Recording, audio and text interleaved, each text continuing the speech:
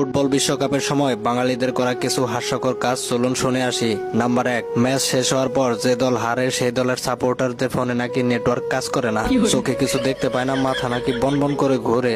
Number 2, আবার খেলা চলাকালীন সময়ে যে মানুষটা ফুটবলের ফও বুঝে না সেও অফসাইড নিয়ে তর্ক করে, বলে যে রেফারি নাকি কিছু বুঝে না। নাম্বার 3, ম্যাচ শেষ ঠিকই হয় কিন্তু ফেসবুকের ম্যাচ শেষ হতে মিনিমাম 3-4 দিন লাগে। সবাই পোস্ট করে যে বলছিলাম না কোনো ব্যাপার না, আবার হারলেও পোস্ট করে যে রেফারি নাকি তাদের কিনা ছিল। নাম্বার 4, খেলা যখন শুরু হয় তখন থেকে শেষ অবধি পাড়ার মুরব্বীরা বিশ্বকাপে আন্তর্জাতিক কোচের দায়িত্ব পালন করে, মাঝে মাঝে গালি পর্যন্ত দিয়ে ফেলে, বলে শালারা খেলোয়াড়ের জাতি না।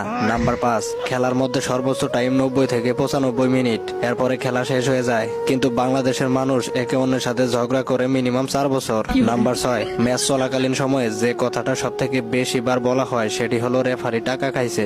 এই কথা যদি রেফারি শুনতে পারতো তাহলে জায়গায় হার্ট অ্যাটাক করতো। পরিশেষে একটাই কথা বলি, কমেন্ট বক্সে কেউ মারামারি করেন না, কে কোন দলের সাপোর্টার অবশ্যই কিন্তু